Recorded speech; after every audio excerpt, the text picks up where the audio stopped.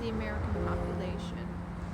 And he said a couple of interesting things about our political persuasions. So, currently, about 25% of us are liberal or progressive or leftist, something like that. They identify as. There's 36% that identify as some kind of conservative, and 26 and that are in the middle, moderate, or I guess we call independents. I thought about that and I thought, oh, that's why I feel and have felt for my whole life so misunderstood. Because I see the world different. Now, I know that women are becoming more liberal and men lag far behind.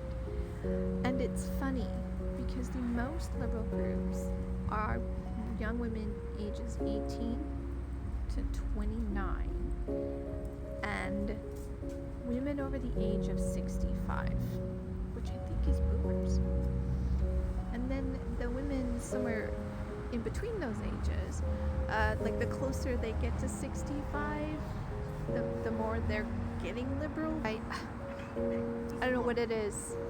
I have no idea what this is. I feel like, I don't know, we're all pissed off or something about the way we grew up, or like we had to do it on our own. So should you fucking kids. I don't know. A lot of bitter bitches, tell you that. But it just makes me reflect on the fact that that group of women, the women ages 65 and older, they know what the fucking fight was. They understand what the fight was to get these rights.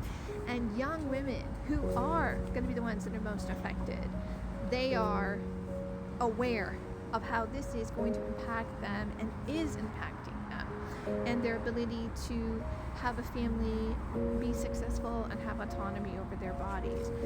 And I went and I looked at the statistics, and it turns out that 53% of white women voted for Trump and 47% for Kamala.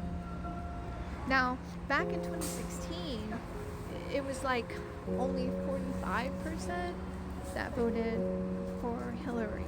So that's like a 2% tick up.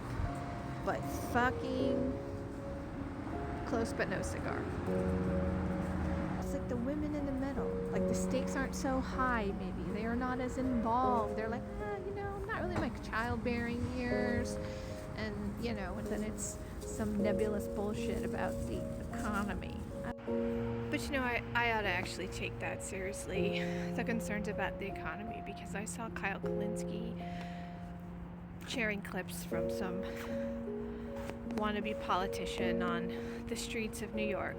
And when people were asked why they voted for Trump, they said that they thought he would bring change, and that it seems like it's a desire to see things that matter to working people. And Kyle said, I feel like Bernie Sanders was our last exit ramp.